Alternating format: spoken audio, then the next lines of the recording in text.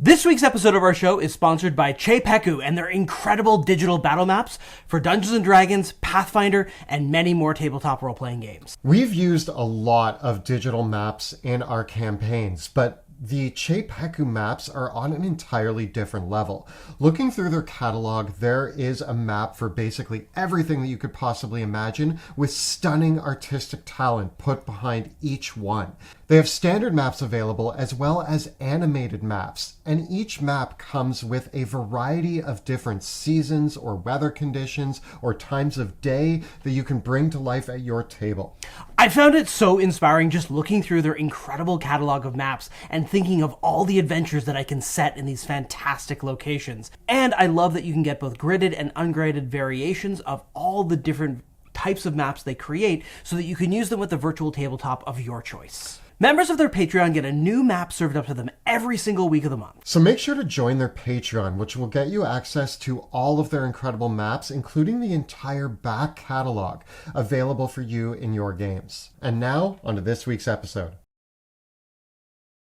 Greetings, my name is Monty Martin. And I'm Kelly McLaughlin, And we are the Dungeon Dudes. Welcome to our channel where we cover everything D&D, including advice for players and guides for GMs. We upload new videos on Tuesdays and Thursdays, so please subscribe to our channel, like this video, and ring that bell so that you never miss an episode.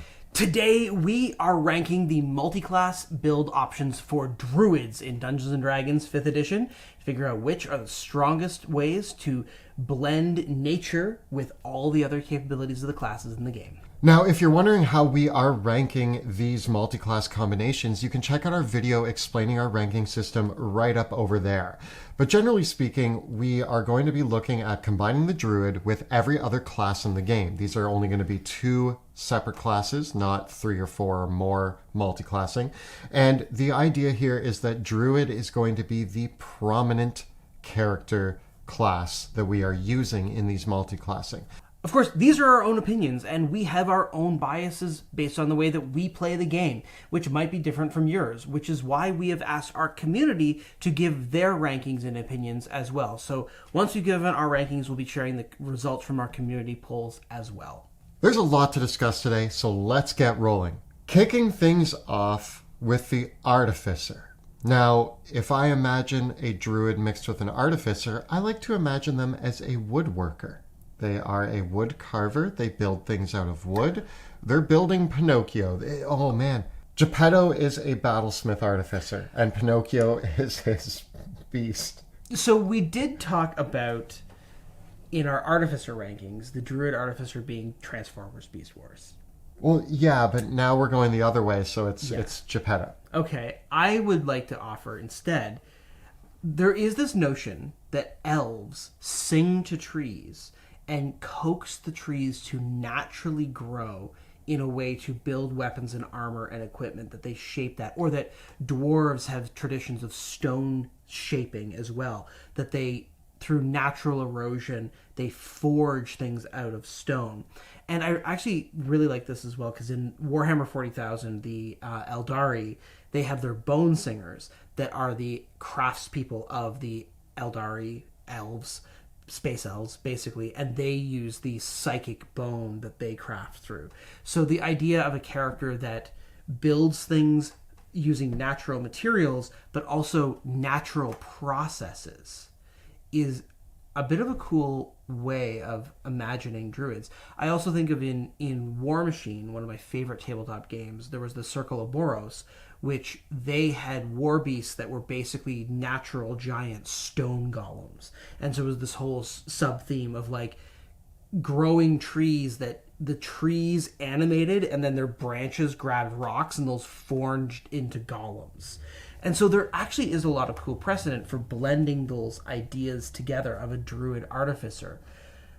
Thematically, I think that there is fertile ground here, despite what you would evidently think about technology and nature being opposed, right? Because I personally am someone who believes that like technology is extensions of the natural world, of the body.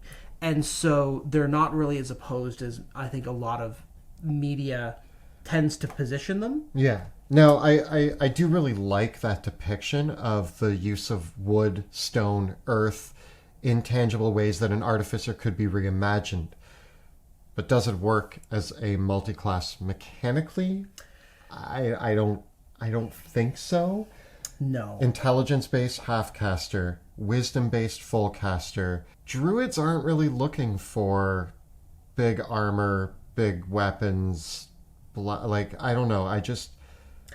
You don't gain a lot. No, and it's not really clear where you would do this multi-class build. Like, how many levels of one class would you take in one place to the other? Because there's always the temptation when looking at the Druid of like, okay, once we get Wild Shape, once we get our levels of Moon Druid, and we do want to think about other things that we can do with Druids in this episode beyond just a Moon Druid. Yeah. Thinking about the other possible combinations. So looking at some of the other Druid subclasses with the Artificer, is there potential, for example, the Wildfire Druid summons a Fire Elemental companion.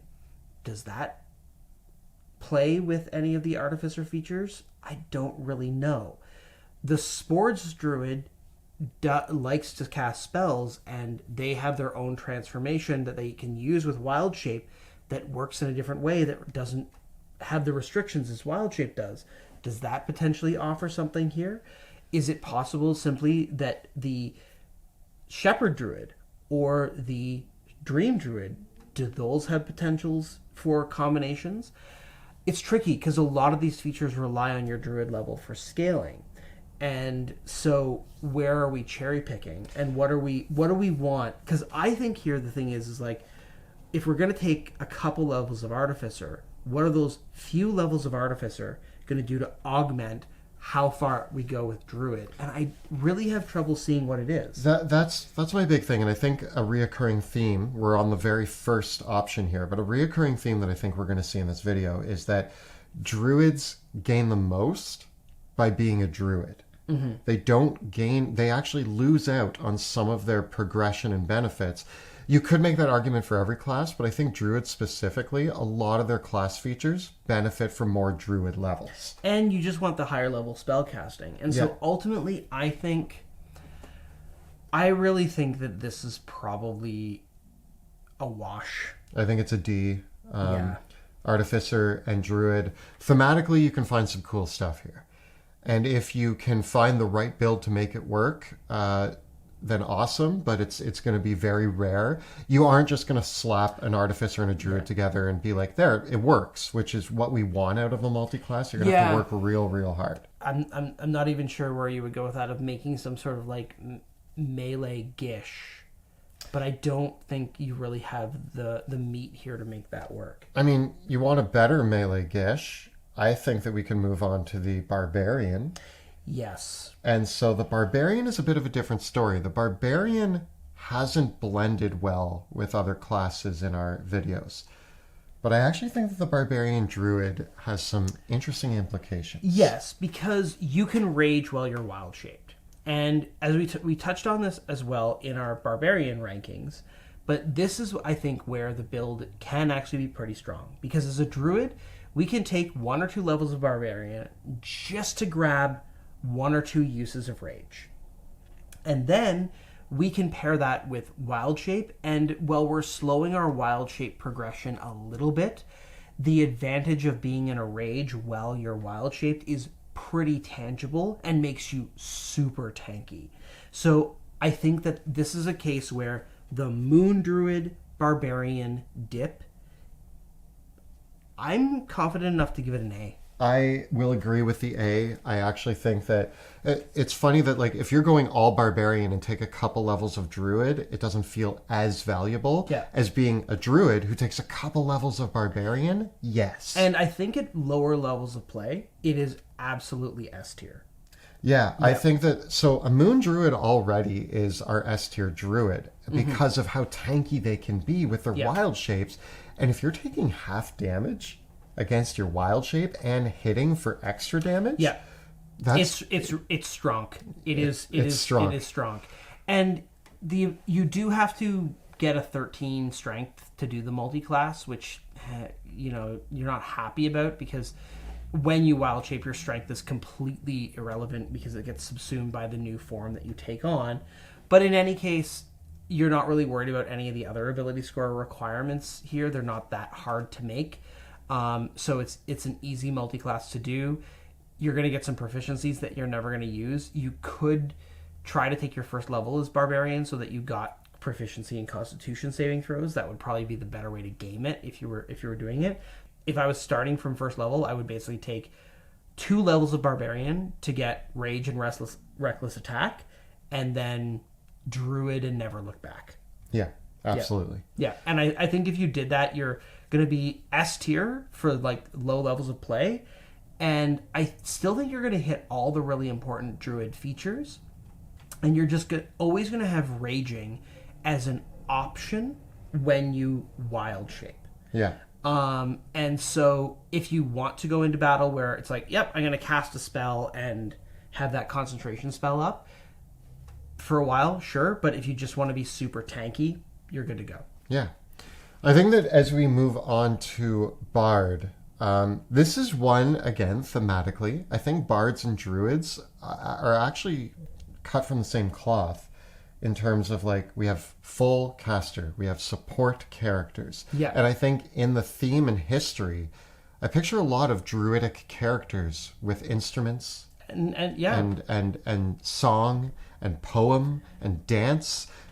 There's a druidic natural vibe to the arts. Well, and even in previous editions of Dungeons and Dragons, the Bard was like this weird multi-class of druid, rogue, fighter, and that was how you became a bard or what have you. And I do think that certainly within Irish mythology and traditions, and whether that is the actual mythology and actual history, or even just the folk mythology and like popular cultural understandings of these things, I do think you often see characters in Irish mythology where it's like, are they a bard? Are they a druid? They're kind of one and the same thing in certain tales. But when we come down to the brass tacks once again, here we've got 2 full casters with different ability scores, Wisdom and Charisma. Wisdom and Charisma are hard to pair together as abilities because both of them are really strong ability scores that have a lot of skills associated with them. And so you generally want to get specialized in one or the other. And you're looking for the subclasses that can work together with College of Glamour or College of Eloquence Bard.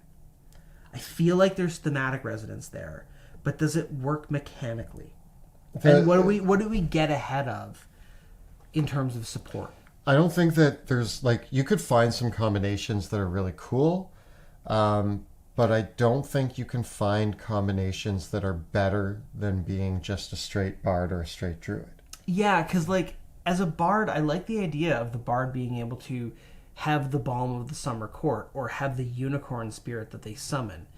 I like the idea of the druid grabbing some uses of bardic inspiration or having some of those eloquent style features. But I just think that you run into the ability score problem basically immediately. Yeah. And you're delaying your spellcasting progression of the higher level spells access as well. Spore Druid Whisper Bard sounds cool, but I don't think that what you gain from those class features supersedes dialing back your primary spell progression. I think low C. Yeah. I think it's borderline D. It's such an oil and water sort of situation. It is. Okay, Yeah. You know what? It's a D. I just was being hopeful. Yeah, I just struggled to figure it out. Cleric, though. Okay, so the Cleric dip is pretty popular. Now, as a druid, you do have the additional restriction that you can't wear metal armor, which prevents you from wearing full plate.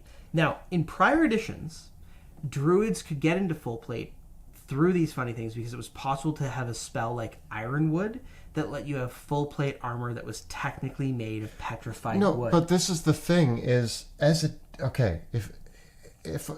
a DM out there whom my druid has the capacity to wear full plate, but I say there's no such thing as armor in this world that isn't made of metal, What kind of a fantasy world is this? Well, it's not about it's about the heaviest armor being made out of non-metal things. That's I like the petrified wood. I would allow it in my games in a heartbeat. Not even a question. Let the druid wear the armor. Wooden shield, wooden armor, go for it. It's cool. If we set that caveat aside. Yeah. I think there's a lot of cool combinations. You could have Wildfire Druid, Light Domain Cleric. You could have Dream Druid, Twilight Cleric. Nature Shepherd. Peace Shepherd. Peace Shepherd. Actually, those would be really strong. There's... I think the Peace Shepherd or the Twilight Shepherd, because both Peace and Twilight bring this massive like group benefit, and as a Shepherd Druid, you're summoning a bunch of things. And so once again, we only need to take 1 or 2 levels of Cleric to get those channel divinity powers that we can then apply to a bunch of our summons. Obviously my bias here is that if somebody at my table was taking the 1 to 2 levels, got the channel divinity, got the armor proficiency, I'm okay with it. It's like, yes, now you're a heavy armored druid with channel divinity, more spell options available to you, and I think that the druid spell list and the cleric spell list actually complement each other really well. Yeah, and one thing that is actually worth noting, especially with the shepherd druid and multi-classing with a primary spellcaster, and this is maybe where the bard comes back as well, just to mention this, is that the summoning spells scale really well. So if you don't have your higher level spell slots because you've multi-classed, but you still have that slot. So like if we were theoretically a cleric 2 and a druid 8, we don't have 5th level spells, but we still have a 5th level spell slot. And I have no problem using a 5th level spell slot to cast Conjure Animals. Yeah. So, and summoning is something that you're going to want to be doing, is this? Yes. So actually that might raise the stock of the bard. Upon reflection, that might, but the bard dip is nowhere near as good as the cleric dip. No, because also we're matching spellcasting here, so it solves that major problem. Yeah. And like I'm even thinking now, like Spore's Grave or Spore's Death Domain. There's all sorts of links, and druids, if you're not wild shaping, if you're not a moon druid that's wild shaping, you don't have a lot of things to do with your bonus action. So even grabbing something like Spiritual Weapon is a pretty cool pickup in here. Now, of course, there are some of the summons that require bonus actions to command and stuff, but I do think that like when you're using stuff like Conjure Animal and Summon Fae and all those other like really good summoning spells, you've got a good baseline there, and then you're going to buff up your own summon with a powerful channel divinity effect. And you're still supporting your party at the same time. So this is going to be a bold statement, but in the grand scheme of druid multi-classing, this might be one of the best options, and I'm wondering if it's S tier in terms of druid options. Okay. I think that if you're preserving primarily the spell-casting druid playstyle, in particular the summoning druid playstyle, I think there might be an S tier option for a cleric dip. Yeah. I think that taking a bunch of levels of cleric is still undesirable. And I think in the grand scheme of things, when we say S tier needs to be like no matter what combo you're using, no matter what, like you could like I don't think there's any reason to do cleric 5 druid 5. No. Maybe I'll give this an A as a final ranking, just because druid is one of those classes where I'm unsure if it's going to get an S because I just don't think it multi-classes well. I agree with you. I think that this and the Barbarian are probably the closest we get to a true S tier option, and once again, it's only dips. Yeah. Because I think as a druid, we like regardless of what we're doing, if you're a moon druid especially, you want to like really plow forward. And I would say for the moon druid, the Barbarian is the potential S dip. For every other druid, the cleric is potentially the S dip. But again, I'm only gonna recommend taking 1 or 2 levels of Cleric just to get those really key domain features, get those really key things, and use those to augment your summon. And of course, if your DM isn't a person who's going to allow you to wear armor and not let you flavor it, then there's issues. I think Chris did that too with his Shepherd Druid build that he played in the game with us. I think his character, if I'm remembering correctly, had 1 level of Cleric. That makes sense. As we move on to the fighter.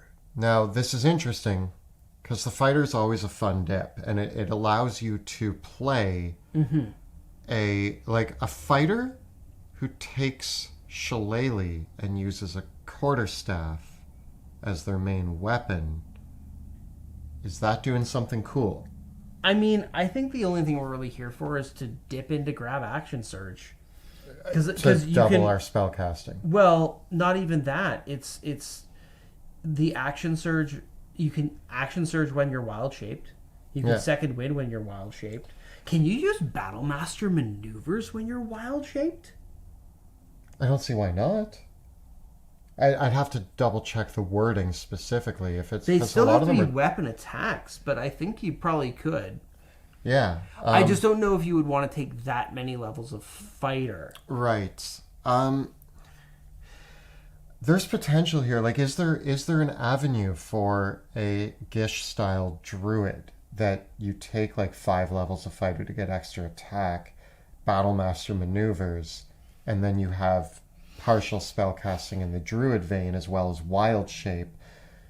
Do those not overlap? I think by the time you've taken 5 levels of fighter, you've really compromised the strength of the druid's wild shape. Yeah. And I think it just falls too far behind. And so, and I really struggle to think of which other druid subclass you would add to that. Once again, the Spores Druid is kind of this weird one that does have that cool thing where it lets you use your wild shape to gain a bunch of temporary hit points and add necrotic damage to your weapon attacks. So I could see a fighter taking a couple levels of druid to get that, but we're going the other way around here where we're focusing on druid all out. Yeah.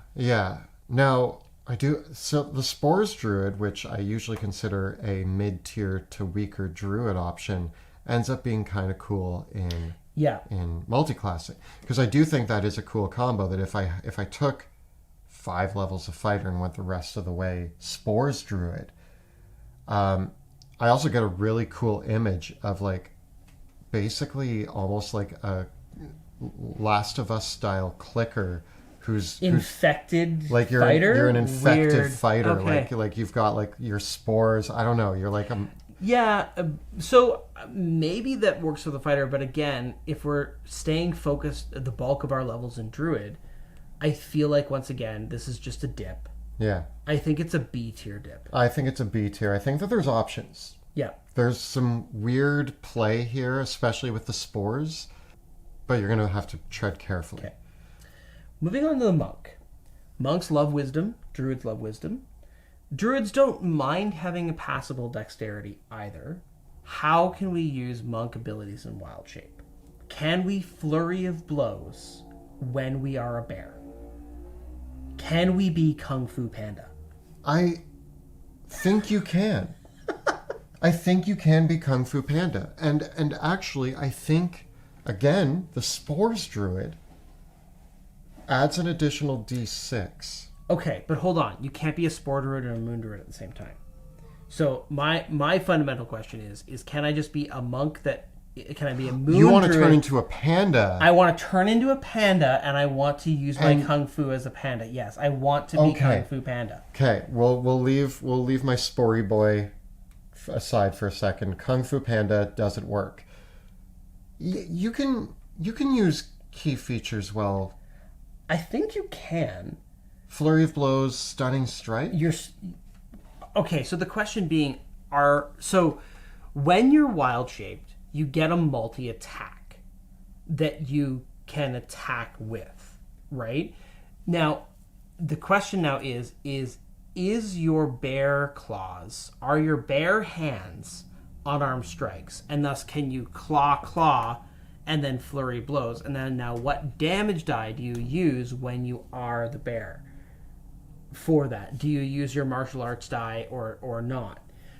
We have to take a couple of levels of monk to get enough key points to be reliably using flurry of blows every turn. That's fair. We do get martial arts though, which is going to allow us just the basic bonus action. Yeah. So does that work? Because if it does, then for a moon druid, it might very well be that even just a little bit of a monk dip is actually really, really good.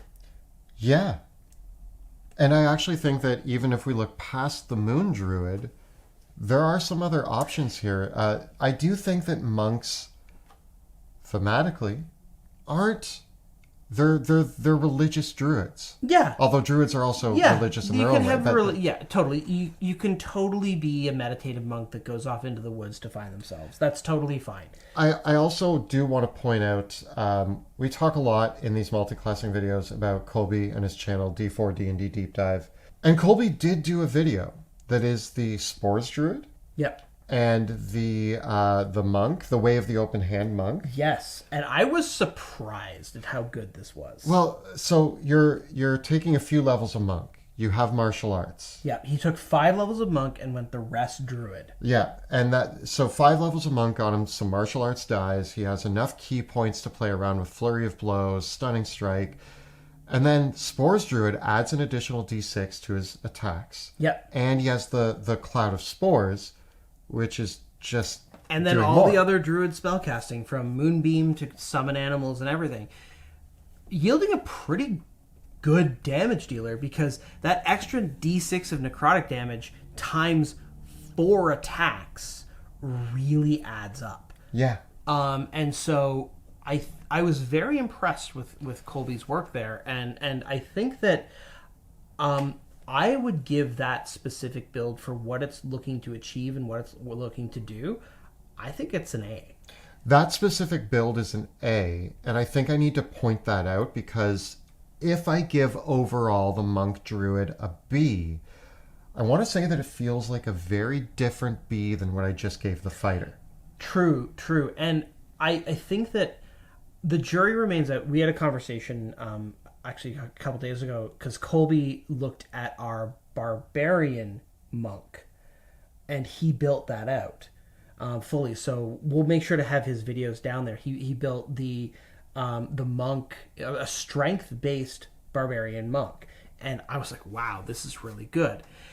And my kind of in talking with Colby, I said, I'm not sure whether that build is better than a Barbarian fighter or better than a straight up Barbarian, but it's pretty good. Yeah. Right? Like, for the Barbarian, kind of the comparison always is the Polearm Master, Great Weapon Master build, and for the Druid, it's always, I feel like our measuring stick with the Druid is, how does this measure up to a straight up Moon Druid? Which is tough. Which is a very tough thing, because the straight up Moon Druid is not always about the damage, they're also about support. And I feel like this monk Druid, my biggest kind of issue with it, and this is kind of where I evaluate things, is like, for me, and Colby's even joked about this, your campaign's over by level 9 or 10 in a lot of cases. And it feels, once again, like this monk Druid is only starting to come into its own around level 10. Yeah. And that, for me, is the biggest thing that holds it back from being really amazing. Obviously, I think it's actually stronger than a baseline monk. Getting that Spore Druid feature really upgrades that 5 levels of monk that you just took. Unfortunately, you're still a level 7 character with 5 levels of monk, and I think that you're still kind of in a rough spot in general. I do think that B is the right way to go here. I do think that if you are playing high level campaigns, because if you're only playing up to level 7 or 8, then this is actually a monk multiclass, not a druid multiclass. But if you're playing up at level 14, 15, 16, and you've taken 5 levels of monk and then 10 of druid, well, now we're a druid multiclass, and now we're seeing some of the powerful spell casting options, summoning, but then on top of that, you're also being able to do wild shape key points and combine these in interesting ways. So I do think that it's a B ranking, not the best, not something that is going to work all of the time, and it depends how long your campaign's going and what your combo is. Paladin. Is there something in being an Oath of the Ancients Paladin paired with any other Druid subclass? Sure, a little bit, but not a lot. This is where the multi-class ability score thing gets savage. Because to multi-class Paladin, you need Strength and Charisma 13. And to multi-class Druid, you need Wisdom 13. So now we need 13s in all those stats, which, if we are point buying, it's like, okay, so are you going to build around Charisma? Are you going to build around Strength? Are you going to build around Wisdom? Are you going to have a respectable Constitution score while you're doing this? Where are you going to put your attributes and to even get in the door? Paladin is one of the most, it's one of the only classes in the game where you really need to focus on a lot of different ability scores. And for that reason, I think when you try to dip into Paladin or use Paladin in a multi-class, it only works with classes that share its ability scores. Yeah.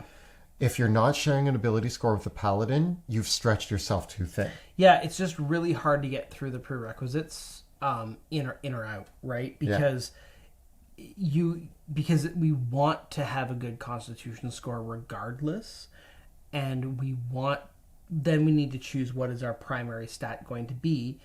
Obviously, if we're doing Paladin Druid, I just don't know. I just don't know what the synergy is. We need strength because we're a paladin. If we're going to be hitting, if we're taking paladin levels, it's because we want armor and melee combat and smite. We want to smite. So we need strength. Yes, because we're okay. Wait, we could smite through Shillelagh. Okay. So we could take Shillelagh, and so we're going to hit people with our stick. We're going to walk softly and carry a big stick. So what we're going to do is we're just going to leave charisma behind, and we're going to leave strength behind. We're going to focus on wisdom. But we can't leave them too far behind because of the prerequisites. Yes, we're going to get them at 13. We're going to make wisdom our primary stat, and we're going to smite people with Shillelagh. But if we're making both of those a 13 and then wisdom our primary, where does Constitution fall? If you dump both your dexterity and intelligence, you can have a Constitution of 14 and a wisdom of 15. Okay. And so if you've got an ability score modifier that you can if you're willing to go con 13 and you've got a racial attribute that you can bump there to get it to 14, which is fine, you can get dexterity 10 as well. If you were playing, say, a dwarf, right, where we're getting +2 con, we could get there. We could be a dwarf, get our stats in there, and we can get her done. Okay. Okay, and now we can smite people with our stick. I think this is a C. I think you've unlocked the avenue. Okay. That makes it a C. But I think all other avenues are close to us. If we compare this multi-class, combining Paladin and Druid, so we're taking Paladin, we're pairing it with a full caster. There are other full casters in the game that you just get so much more from. Yeah. If you're a Paladin Sorcerer or a Paladin Warlock, yeah, it's astronomically better than trying to mash a Druid in here. And if I was going to multi-class, we're looking at the Druid multi-class, and I know I'm reverting that back to the Paladin multi-class, but you don't get a lot of the awesome potential of pairing your charisma like you do with Sorcerer Paladin. And in terms of Druid, I want other wisdom characters. Hold on. Let's go back to the Moon Druid. We take 2 levels of Paladin. We have Divine Smite. Mm-hmm. You can't cast spells in Wild Shape, but you can smite in Wild Shape. So now we can convert our spell slots while we're Wild Shaped into smites. And we can convert our spell slots as well into heals for ourselves. It doesn't, because when you're Wild Shaped, your Wild Shape form doesn't care what your Constitution and your Strength are. It doesn't care what your Dexterity was. It didn't care about any of those stats to begin with at all. And in fact, when you Wild Shape, it changes your charisma. Like it doesn't change your charisma score. It doesn't change your mental attributes, so your physical attributes can be kind of weak. Okay, but again, are we moving higher than a C in the fact that we've found, like, does that make it better than a C? Holy cow. Yes. You could wild shape into like a boar or a bison or a bull or a cow and smite people with your horns. That does add damage to wild shape. It lets you get more out of your spell slots while you're wild shaped. Potentially pretty good, dude. We've given the fighter a B, we've given the monk a B. Is Paladin now comparable to those two? Well, because it also, just with that 2 levels for the spell casting, we got a fighting style as well out of it, and we didn't really knock our spellcasting back too badly. We already talked about the way that upcasting is kind of fine for a druid, and now we're able to convert our spell slots into smites with our wild shape forms. I feel like this is actually really good. You've convinced me. I didn't even think of smiting. But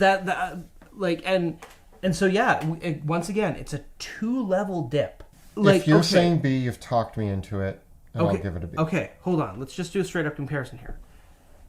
2 levels of Barbarian, 2 levels of Fighter, 2 levels of Paladin.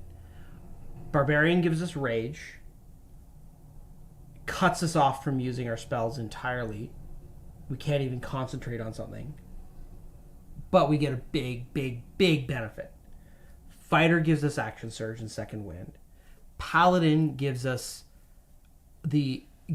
a little bit advanced spellcasting. It doesn't hit our spellcasting back as far once we factor in upcasting. And we now can convert our spell slots into smites while we're wild shaped. Of those 3, I think the Paladin comes out ahead of the Fighter. I think overall, I think that's a better combo. Yeah. And I think that the Barbarian is giving you incredible resilience, but the Paladin is giving you damage output, which has never really been the Druid's forte. But I think that we got to give it at least an A-, don't we? We're at A? Okay, you give it an A, I'll give it a B. Okay. I think it's I'm kind of surprised that we got there, but I feel like it works. So Paladin and Barbarian, you think, are almost like 2 sides of the same coin. Damage, resilience. I don't think the Paladin is borderline S like the Barbarian is. I think because I do think that the resiliency factor, like, it really doubles down on the resilience. Yeah. But I think that this makes it for an interesting weird Gish build. Colby, what do you think? Moon Druid, Paladin, do we got something here? Can we work with this? So I feel like Paladin is the surprise of the bunch because I wasn't expecting it to be received as well, but there it is. As we move on to the Ranger, this feels immediately like it should combine well. Rangers, Druids, both like having wisdom, both use wisdom for spellcasting. Really, but here's the question. If I'm a Ranger player, taking Druid gives me better spellcasting.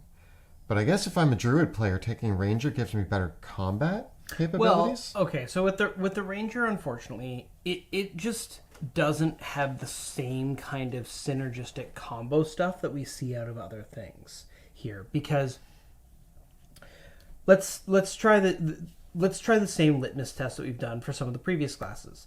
What happens when you take two or 3 levels of Ranger? So 3 levels of Ranger gets us to Gloomstalker territory. Mm-hmm. And then we go Druid from there. A Spore Gloomstalker. Spore Gloomstalker. Could be really... I mean, thematically it's cool. If I'm a Gloomstalker who's using blades... Yep. Could be really cool. So we apply the same logic that Colby took with the Monk to the Ranger Druid here. So we go Spore Druid Gloomstalker. We're going to dual wield. And we can add Hunter's Mark on top of this. Yeah. So we can get attacks that are hitting pretty hard. So, because like Hunter's Mark plus Spore Druid plus the temporary hit points.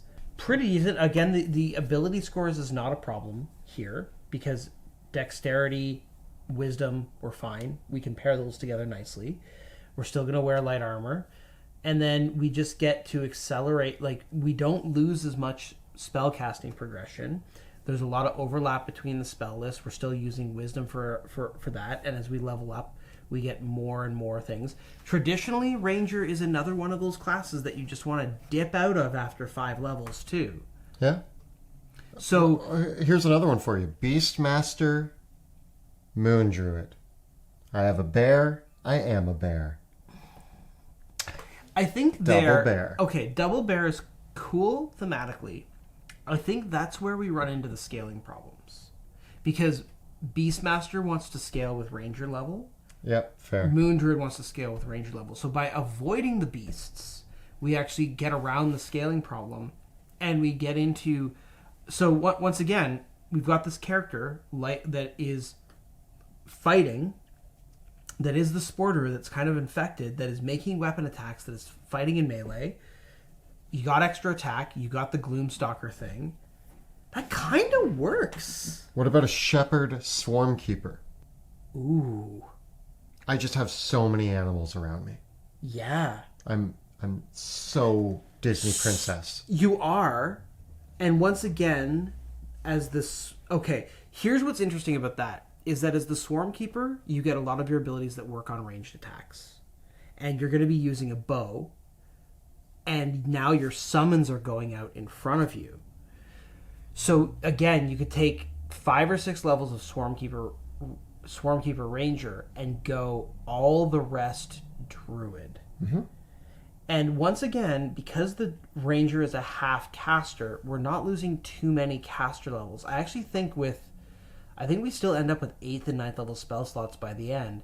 So we can upcast a super powerful summon and still effectively use our high level spell slots. I'm surprised by this one. I'm giving this an A. I'm going to give it a B. Okay. But it's not bad. I think that this... Yeah. I think that this thematically and mechanically is just working for me. So I'm going with an A. Rogue. Sneak attacking cats. Can you sneak attack in wild shape?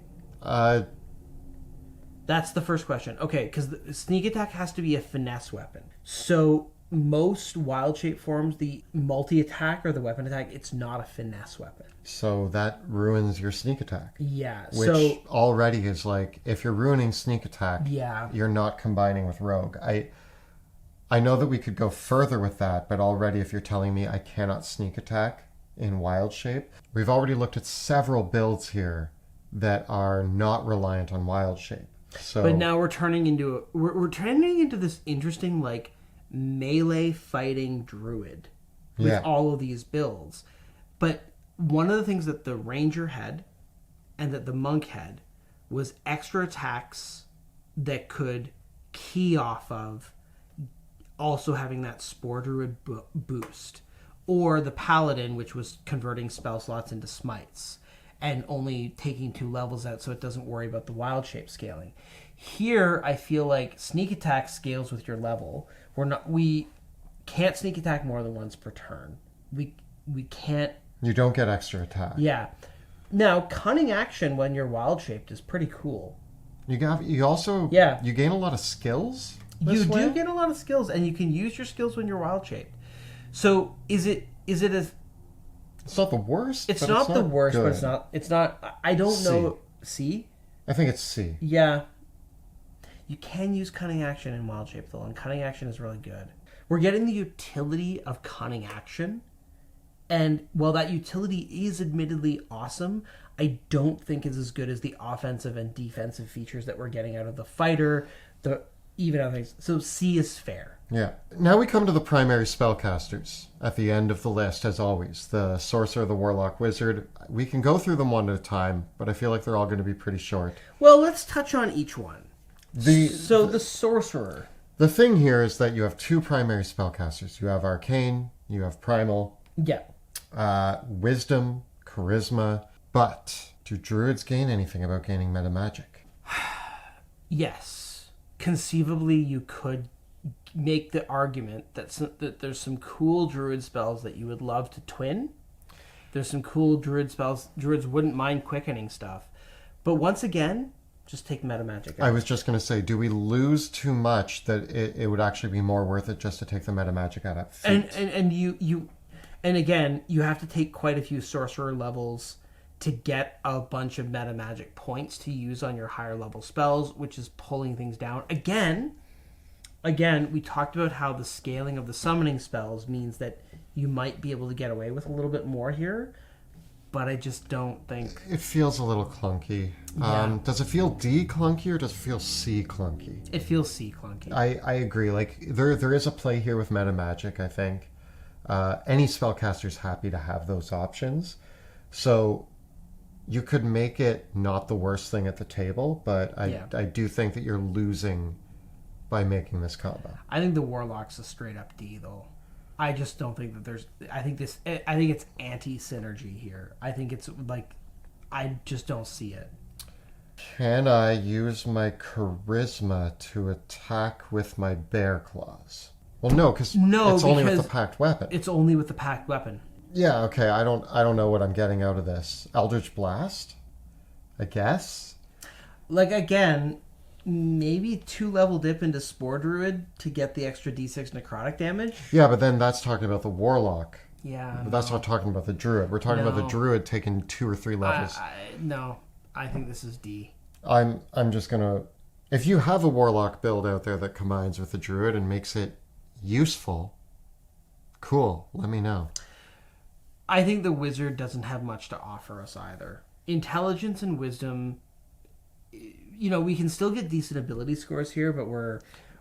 What do we gain, though, by taking a few wizard levels? What do we... Not much. You don't... Wizards like to be wizards. Druids don't need wizard in and they don't, like... I guess you could grab 2 levels of Divination Wizard for Portent. I mean, that applies to everything. Sure. Anybody could take 2 levels of wizard to grab Portent. Okay. Blade Singer. A Blade Singer Spore Druid. Yes, but why would I take a Blade Singer when I could have rather paired with Ranger, Paladin, Monk, Fighter, or Barbarian? I would have picked any of those over that. And the Blade Singer is also... With the Blade Singer, you run into the problem now where you've now made Dexterity another score that's got to be good. So you got to have at least 13 Wisdom, at least 13 Intelligence. You want to have a good Constitution and a good Dexterity, and you need Intelligence to scale Blade Song up. And so it's basically the Wizard is dipping into Druid to grab that Spore Druid feature, and that's it. And I just don't think that you need... No, and as a Druid, we're not going to... Yeah. We're not going to want that. No. D tier. So, possibly the Sorcerer being potentially useful with some meta magic options that could be replaced by a feat. But the others, No. No. Next to that, we're going to see the community rankings, which are pretty clear cut here. There's some interesting things to talk about. Mostly, there's agreement all around with us, except for the Paladin, which seems to have been put lower than most other things on the list. That's interesting to me that it ranks so low. We ask our entire community to pick their top 3. And most of our community felt that the Druid was best staying single class. That's the other major point here, is that Druids, I think at the end of the day, benefit from more Druid levels. Mm-hmm. If you do want to multi-class because you think it's fun, it looks like, according to our community, the Cleric, the Barbarian, and the Ranger come out on top, with Monk and Fighter being the next best option. I do think that the Cleric is really strong. I think the Barbarian is traditionally regarded as a great option.